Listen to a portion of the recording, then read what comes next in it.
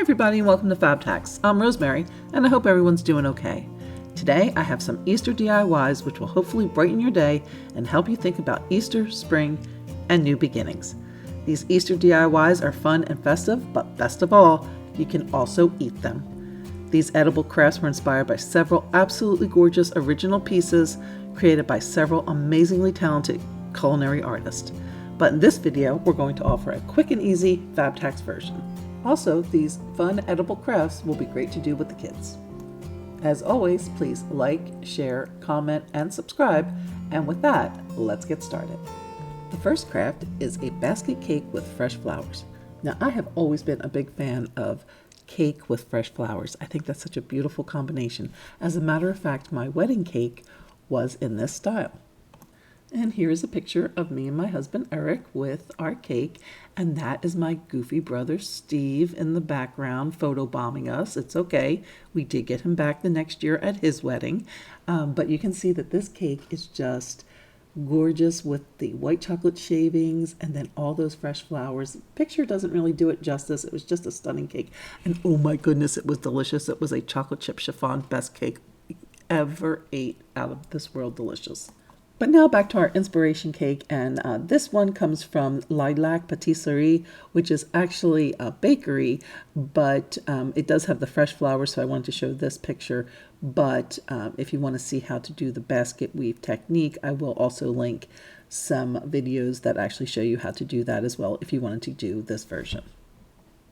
But since this is FABEDhacks, we will be using some other items in order to try and get that same basket weave effect. And in this case, we're going to be using both pretzel nuggets and pretzel sticks. And then I'm also going to be using one of these store-bought bundt cakes, but of course you can make your own, and some chocolate frosting. Again, you can make your own. And for the fresh flowers, I'm going to be using a bouquet of pink tulips. Of course, you could also use faux flowers if you prefer.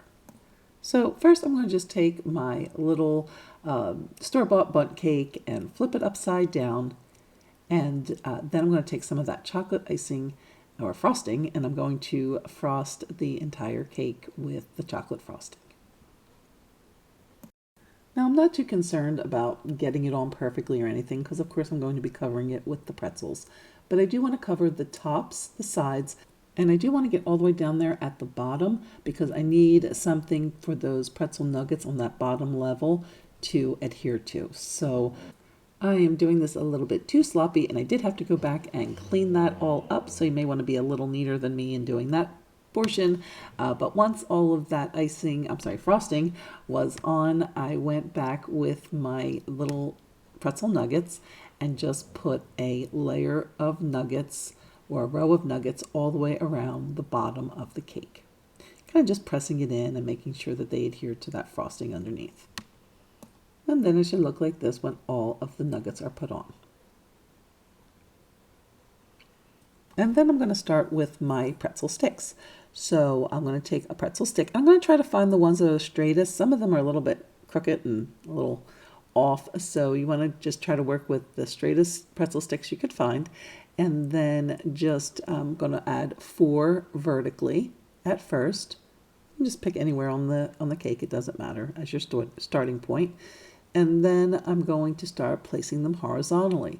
And again, I think there's about 8 of them that I put here, and just go down placing all. You can see that one's a little bit crooked, but probably a better one would have, another more straight one would have been a better choice. But it is kind of neat because it does kind of give it that natural look as well when they're not perfect. So either way, it does end up looking pretty good, whichever way you go. And then, oops, that one's off a little bit. Push that in, get that one straight. There we go.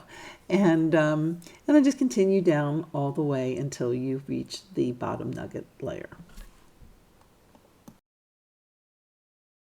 And then right next to that, I'm going to start again with the vertical pieces.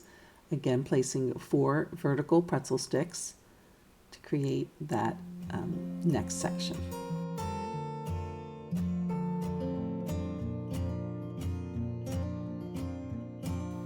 And then I just continued that pattern all the way around the cake.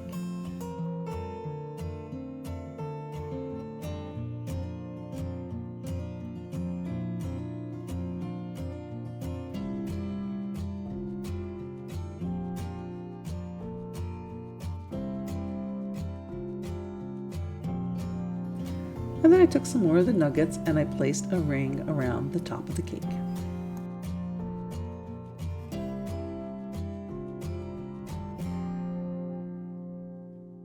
Once that ring was complete, I did go back and add a second ring of nuggets inside of that.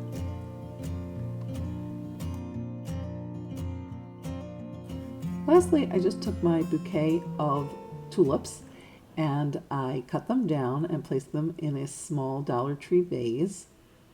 Just arranged them kind of all around with the little leaves sticking out, and then just placed the vase right into the cavity of the bundt cake and pulled the leaves out to make sure that they were nice and pretty and looking, covering that kind of section in the middle so that you didn't see the cake top. You want to see the flowers instead. And just pull everything out, arrange everything real nice, and your cake is good to go. And here it is set on a buffet, and it can easily work double duty as both a centerpiece and a dessert. And then here are the two together, the inspiration piece and then the FABEDhacks version. I just loved this next inspiration piece when I saw it on Pinterest. The original cake is an ombre Easter basket, and it is from the Cakegirls. And again, I will have their original recipe and link for their instructions in the description box. But for the FABEDhacks version, I'm going to be using, again, one of these store-bought bundt cakes and some store-bought vanilla frosting. Of course, you can make your own on both of those. And then also some 18-inch floral wire. That's what's there on the side of the frosting. And then 2 bags of each of the Yamello twist mix and mini rainbows, some edible grass, and one of these Palmer's Sprinkles bunnies. Now, all of these items were purchased at Walmart. To begin, I'm going to again take my bundt cake and flip it upside down. Then I'm going to take my vanilla frosting and again just frost the entire sides and top of my bundt cake. Again, it doesn't have to be anything neat or fancy because we're going to be covering it with the marshmallows. So the first marshmallows I'm going to use is the twist mix, and I'm going to separate the rectangles from the twists. And then for that first layer at the bottom, I'm going to use the rectangular marshmallows from that bag. Next, I'm going to take my mini rainbow Yamellos and I'm going to cut those in half. And then I'm going to begin to apply those to the side of the cake, and I'm going to do it in a pattern. Now you can see there, it's going a little fast, but the pattern is blue, yellow, white, pink. You can do any pattern you like, but I would suggest you keep it in a pattern. It does make a nice finished product. And so again, I'm going to add a top layer above that layer that I just put on, and I'm following that same pattern, blue, yellow, white, pink, and I'm putting it in between the bottom layer, the marshmallows on the bottom layer. And it's as simple as that. I'm just taking the marshmallows, pressing them into the frosting, and keeping them in the pattern all the way around both the top and bottom rows. And then once those rows are done, I'm going to go now with the twist marshmallows from that twist mix pack. And I'm going to just put a row of the twist all the way around the top of the cake. Then I'll go back with the rest of my halved marshmallows, the mini ones, and add those to the middle cavity. I then went back with some of the edible grass. Now this was a multicolored pack that they had at Walmart. I just cut it down, and then I'm going to just sprinkle it all over the top of the cake. Now if you can't find this edible grass, a nice substitute would either be some colored coconut, or you could also use some sprinkles, would also do a nice job of creating some grass. To create a base for my bunny to sit on, I'm going to use the cap of the frosting and wash it off first, and then I'm going to just place that right on top, and then that'll create a nice base. Next, I'm going to take 2 of my floral wires and I'm going to cut them to 14 inches each. Next, I'm going to take some non-stick cooking spray and coat each of the floral wires with the spray. Once the wires are coated, I'm going to go ahead and crisscross those at the top, and just kind of twist it under, leaving some about an inch and a half little nub there at the top. And then I'm going to start threading on the marshmallows. Now, in this case for the handle, I am not cutting the marshmallows in half like I did previously for the sides of the cake. For the handle, I am threading full marshmallows on. And I am doing that same pattern, blue, yellow, white, pink. And you can see where that cooking spray really helps to thread the marshmallows on. Now I'll continue doing that for both sides, and I'm going to leave about 4 or 5 inches there at the bottom. And then for the little nubs at the top, I'm going to go back with some of the rectangular marshmallows, add those to my little nubs, and then I'm going to take one of the mini marshmallows, cut it in half, and I'm going to add some of the frosting to finish off the handle. Now in hindsight, it would have been better to probably use some candy melts to adhere these, as they did give me some trouble staying on, but either way, it worked okay. And then I'm just going to take a plate here and wrap it around to form the handle. You can use a pot or anything round. And then I will just use those edges to place the handle right into the cake. And then to place the bunny, I'm going to just go ahead and add some of the frosting to the bottom of the bunny. And then I can just place him right on top of the plastic lid. And then just cover around with some of that grass. And then here is a full-length look of what the cake looks like once it's completed. And then here you can see it again on a buffet, and this one as well would make a lovely centerpiece as well as a dessert. And then here are the two together, the inspiration piece and then the FABEDhacks version. Oh my goodness, I just love this cake. This beautiful work of art comes to us from the Preppy Chef. It is what he calls his bunny cake. And again, I will link this in the description. But this is our inspiration piece. We'll be doing a FABEDhacks version, but you can just see that John's version, on top of being an absolutely stunning work of art, you can just look at it. That's how delicious this must be, that you can literally see the deliciousness in a picture. So here we're going to do a version that kind of looks like it from at least an inspiration point of view. And but if you want something that's going to taste like John's, you're going to have to go see John. But for this one, it'll be a fun little project. And so for this version, we're going to use 2 of the bundt cakes, 2 of the vanilla frostings, and 2 of the funfetti blue frostings, some Cadbury mini eggs, some edible grass, and 4 of the small Palmer white bunnies. So I'm going to start by taking the top off of the bundt cake. So I just kind of want to level it out a little bit. I want to get rid of that hump that naturally happens on a bundt cake. And of course, again, if you prefer to make your own cakes, have at it. I'm just giving this version to show you the easiest option. And I'm just using a serrated knife and taking off that top. It comes off pretty easy. And just going back and making any adjustments to try to get it as flat as possible. I'm going to go ahead and do that with the second cake. And then I'm going to pretty much do a hot mess. I should have put this in a bowl, and I do that later. But here I am just trying to use the containers because I'm lazy and I didn't want to have to clean a bowl. But yeah, this was just a hot mess. But anyway, I just took 1 container of the vanilla or the white icing, and then added a big old glob of about a tablespoon of the funfetti blue to create this kind of Eastery blue color. And then I'm going to just, oh my gosh, that is a hot mess. And then I'm going to go back with that icing and just do what they call that crumb coat. You know, it just doesn't really matter. You're kind of getting crumbs in it.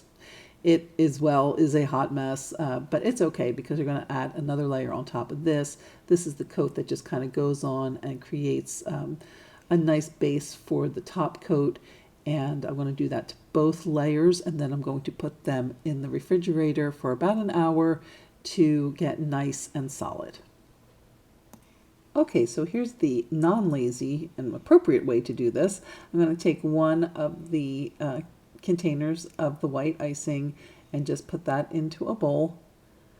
And then I'm going to go ahead and add about a tablespoon of the blue icing to create the color. Now, of course, if you're doing this from scratch and you don't have any of these icings or the blue icing, you can just use some food dye to create that nice Easter blue. There's a color name to that. I don't know what that's called. It's escaping me right now. So if anybody can think of that name, there's like a special name for this color. But anyway, once that's all nice and mixed up, I'm going to take out one of my layers from the refrigerator, and then I'm going to just add a nice heaping amount to create a layer of icing in between the two layers.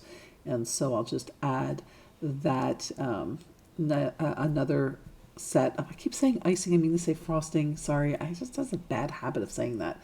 But anyway, I'm going to just add a nice thick layer of the frosting, and then this layer will go back into the refrigerator again. So again, to harden and to create, a nice base to put the top layer onto.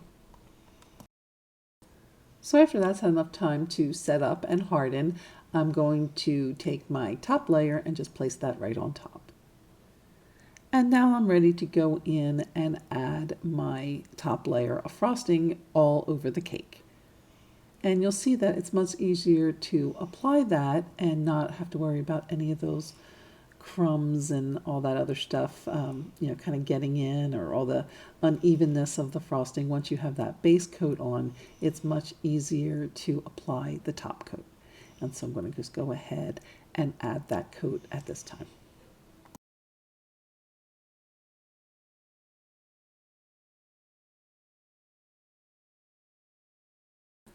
So then once I have a pretty good amount of frosting on, I'm going to go ahead and use one of these icing tools.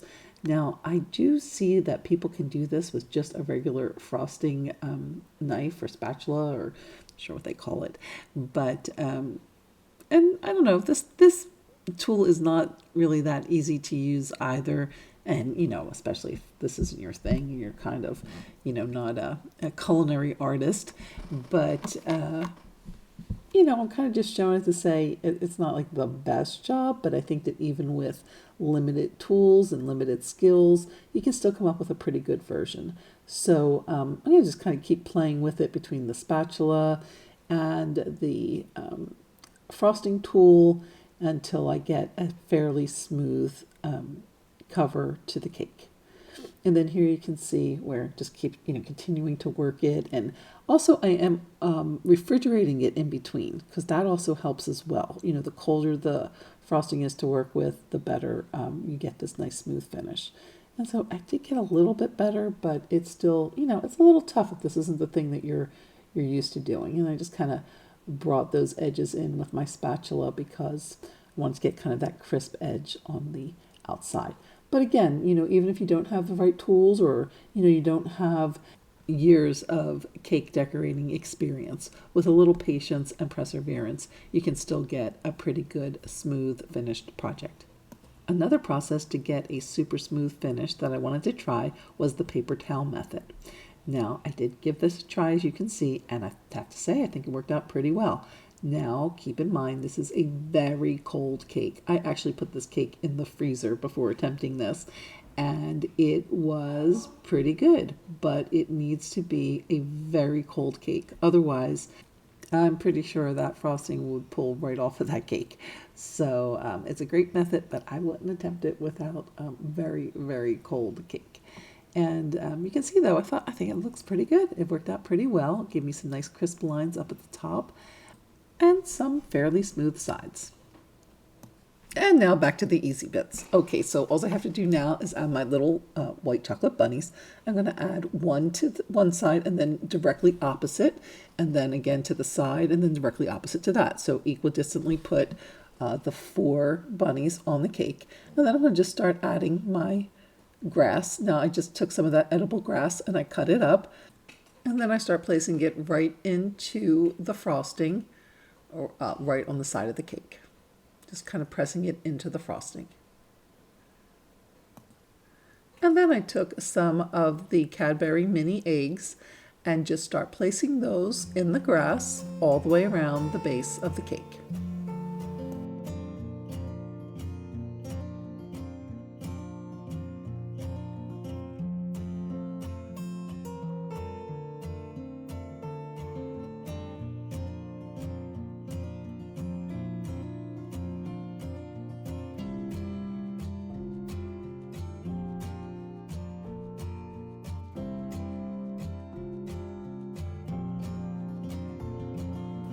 And then once I finished placing all of the eggs, I just took the remainder of the Cadbury mini eggs and then just filled the cavity of the bundt cake.